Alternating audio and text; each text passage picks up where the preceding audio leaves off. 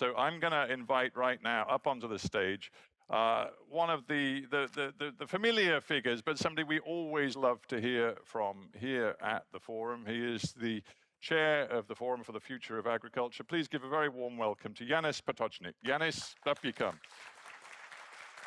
Now, I'll tell you what, Janez, why don't we sit in the middle? So you sit there, I'll sit here, and we're just going to have a few moments to take an overview at the beginning of the forum of where things sit in terms of food, agriculture, and the geopolitics and the economic climate around all of it. I think we have to start by just asking, or I'm going to ask you, to reflect on how you think everybody in this room needs to respond or think about the geopolitical mess that the world is in right now. There is an active war in the Middle East which is threatening oil and gas supplies. We see the Straits of Hormuz, whatever Donald Trump thinks he's doing, are still closed to traffic that the Iranians don't want to go through, and arguably the Americans are now stopping traffic too, which is kind of hard to understand, but it's happening.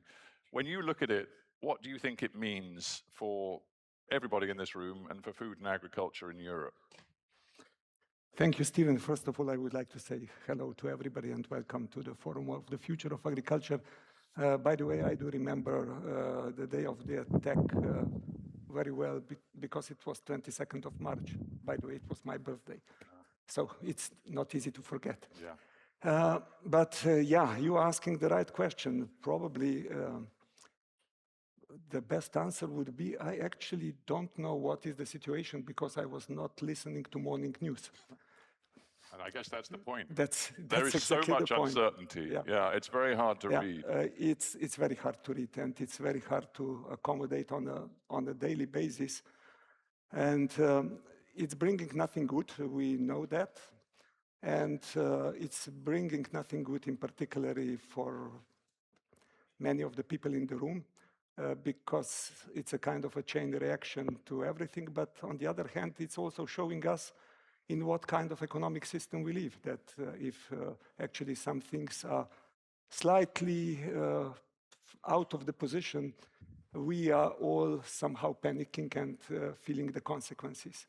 So my main lesson for all of us in the room would be relatively simple, and it's the lesson which I draw also from the climate events which happened in Slovenia 2 years ago during the summer. Basically, you need to create a system, a food system which is as resilient as possible, which for me strategically means that you have to move into regenerative, environmentally friendly agriculture, because everything else, it's more risky.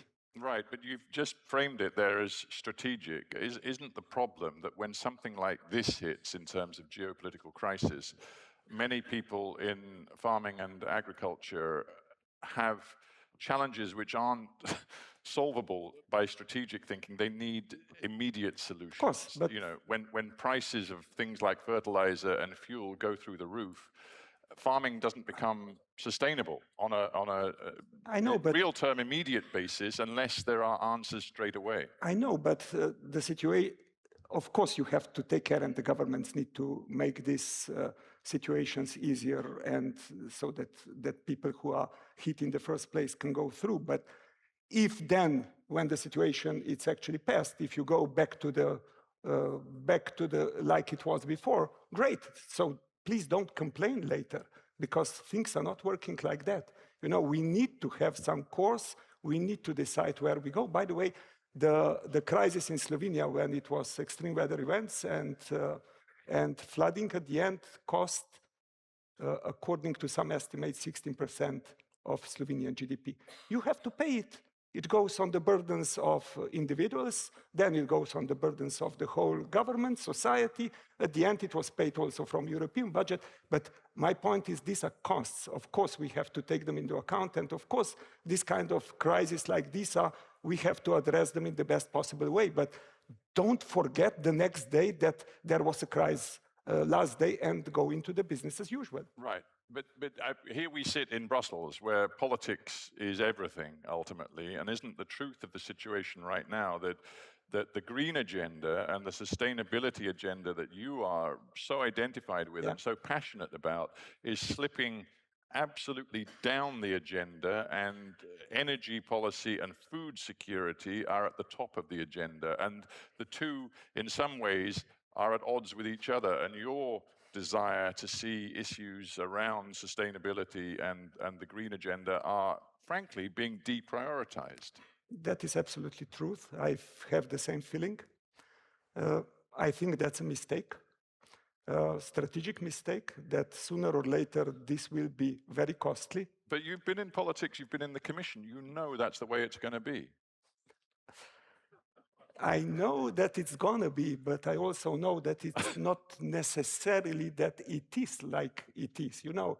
So you're a dreamer. You're continuing to peddle your dreams despite the changing reality around you. If you would not have dreamers around you, this world would be already collapsed.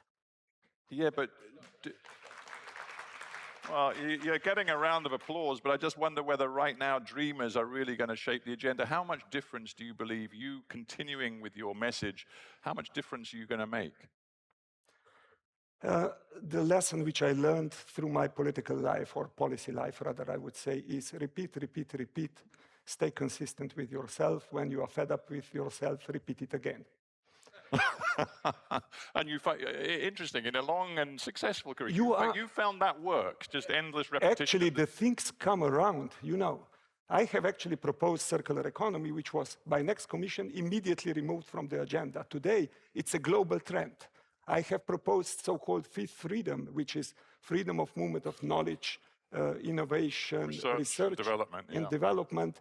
And that was 2007. It's back on the agenda, 2026. So sometimes in politics you have to be patient. Of course you are frustrated, but at the end of the day, it's the history which is the real judgment. And the history will be the real judgment of those guys who are today making the situation as it is. And they will not look nice. Just in terms of you know, the specific sort of outline of an EU agenda for the next 15 years, you know, there are all sorts of dialogues and visions for the future that have been published, and 2025 to 2040 frameworks and all that sort of stuff. I mean, do you think, because of what is happening, that there will have to be a reassessment and there'll have to be a greater focus on maximizing food production and less of a focus on safeguarding the environment and, you know, fulfilling all of the sort of sustainability tick boxes that you think are so important? Those two things are the same thing, and if you go one direction, not going both directions, you will simply see the first one not succeeding. But that's not, I mean, if you go around Europe, you see a lot of agricultural land that is not in active production, but is in different ways fulfilling an agenda for the European Union and its current framework. That maybe that's going to have to change. Maybe that's going to have to change, yeah. But Europe, listen, Europe has two basic problems. We need to start understanding, and in this, I think Americans are now helping us. Europe is as strong as it works together, full stop. So the two reports, Letta and Draghi, which were back there, were both important. But for me, more European and more holistic was always Letta report, because it was calling for us to work together. And that is what I have, if I have any lesson from European Union in the last 20 years, is that, for example, if I take an example of taxes, we compete to each other and then we collectively complain that we are not competitive to the rest of the world.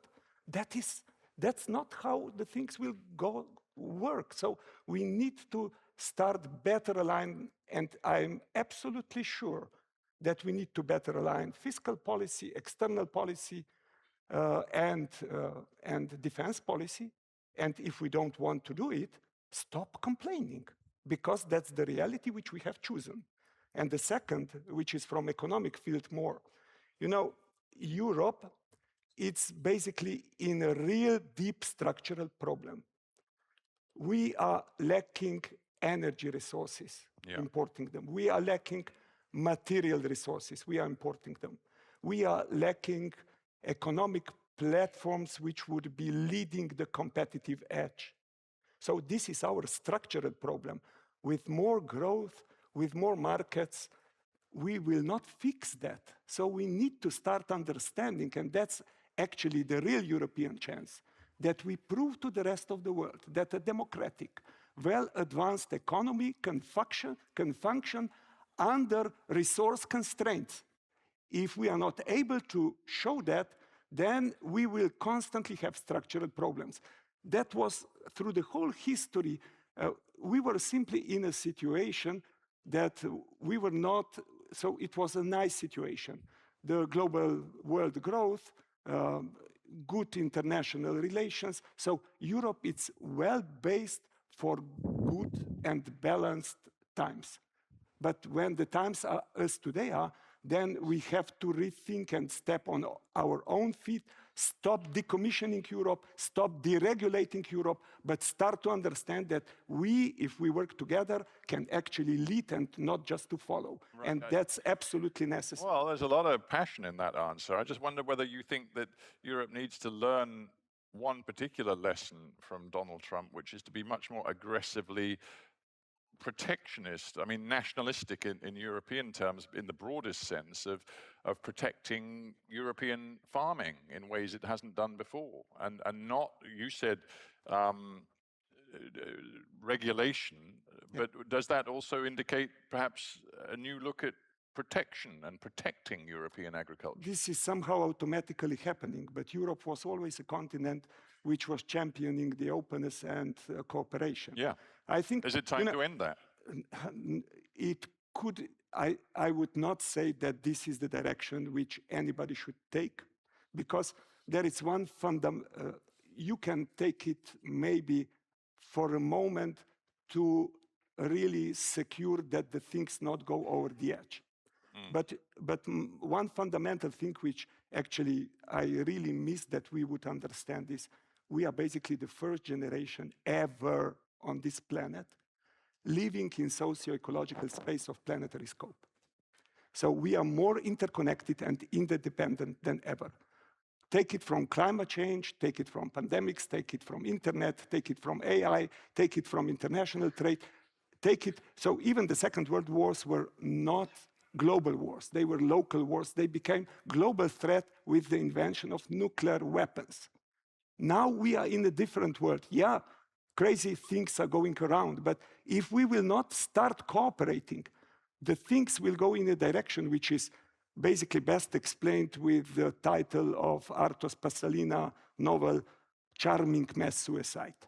So that's the direction which is an option. So we don't have many options. One option is to cooperate and the things will go better. The other option is let's let the things going worse, and then, of course, the things will get better, because that's how humanity works. And the most famous quote, which I'm currently using a lot, because we have to go to philosophers nowadays, unfortunately back, is Hegel's quote, if we can learn anything from history, is that we can learn nothing from history. So that's the real problem. But unfortunately, all of us here are paying for the stupidities, and everybody, any national leader who is hitting their chest, I will protect your sovereignty, sack him immediately, because you can't protect sovereignty in a world which is terribly and finally really connected on a global level.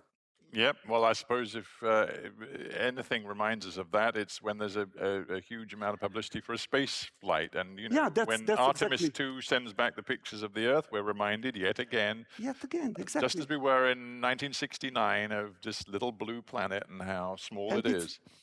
Stephen, it's not only that, it's also how they lived in that spaceship, because the theory of the spaceship is very well-known theory. You have limited resources, live with it, live nicely, come back to the Earth.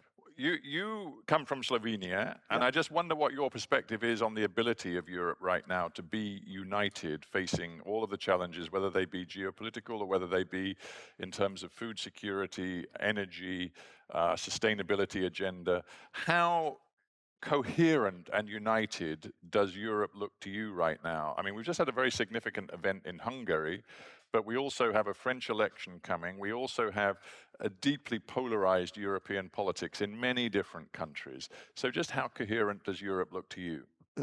First of all, if I look from Slovenian perspective, Slovenia was never, all the parties in Slovenia are pro-European, so that was never the question in our society. So, and we always understood, living some time in former Yugoslavia in socialist communist regime, and understanding later on what we get and how we see the European Union. You know, if you have bad baseline, it's easy to understand what is good. But today, Europe, it's not looking good, because I think the leadership, it's not there as it should be. I think it's picking up due to the reasons which we are currently seeing, that we start to understand that actually just adapting to everything what is coming from across the Atlantic, it's not the European best policy. So I think I hope that we are getting the lecture. But as you said, I'm a dreamer. But what do you think of the leadership we see from the Commission? Commission, yeah, I've been enough time there to tell you that Commission is not. Commission is extremely good and necessary, important institution, but it's not. Oh my God, that's such a political answer. Just tell me. No. Just tell me what you think of the current Commission. It's not a political answer. I would like that everybody understands that, because attacks on the Commission are one after another. So the fact is that Commission has never been entirely free. It always have to live in the space of European Union states, and it's unfortunately too many times not having the guts to really keep the course and take the interests of the member states too much into account. That's the thing which I would not like to. But the current Commission, if you would ask me, I think the von der Leyen Commission was better than the von der Leyen Commission. I'm not even sure I understand. I know that that's supposed to be. Yeah, she had 2 mandates. But, yeah, well, okay. So you think this one's better or the first one's better? What are you talking about? First one was better. Okay, so that's your way of criticizing. Okay. Look, we're almost out of time. I'm going to end with this thought. You and me, I enjoy it. We have a chat at the beginning of the forum. We've done it for years. And you have a very strong agenda of your own, and you want to drive it forward. And you say you're a dreamer, but you want real change too. This year, do you think you are further away from seeing your dreams realized than you've ever been? We have had an interesting dinner yesterday, and one of the colleagues, lady from Australia, nicely said, I'm attending those kind of events on various places of the planet for more than decades. And we all agree, and we all have the same feeling, but why the things are not changing? And that's actually the million-dollar question. Why the things are not changing? I think it's at the end, it's political reality and the facts that we try to protect the existing interest. Every change, it's difficult for those who are living relatively well from the established situation. And since they are having also pretty much the power of decision making, then the change doesn't happen as long as it's not really necessary. And that's how, unfortunately, the things go. If you look to human history, you would very clearly learn that if the reason does not prevail, then the changes are coming because of disasters. I mean, I guess that's the bottom. Change is coming, whether we like it or not. Change is always coming. I mean, those people who are tempted to say, oh, well, Donald Trump's, it is in his final term. There will be no more Trump in 2.5 years. Or yes, there's an Iran war, but that will end at some point and we can all go back to our comfortable lives. We can't go back. I mean, the status quo ante is not what we will... No, we can't go back. I think the best quote with which I'm normally ending my presentations is from our famous Hercule Poirot here from Belgium. When he was once asked why he's speaking about himself only in the third person, he replied something like that: if one is such a genius like me, it needs to establish a healthy distance to himself. So I think that's actually what we are in reality not able to do. So Yeah. so we are crossing 7 out of 9 planetary boundaries. We are indebting future generations. We are indebting them financially by depleting the nature, by overusing the resources. We know that is not right. And apparently we humans are the most intelligent species on the earth. So it would be high time to prove it. Very well put. Janez, thank you very much indeed. It has been a pleasure as usual, and you've set up the conference very well. So thank you very much. Thank you, Stephen. Thanks, Janez. Thanks. Thank you.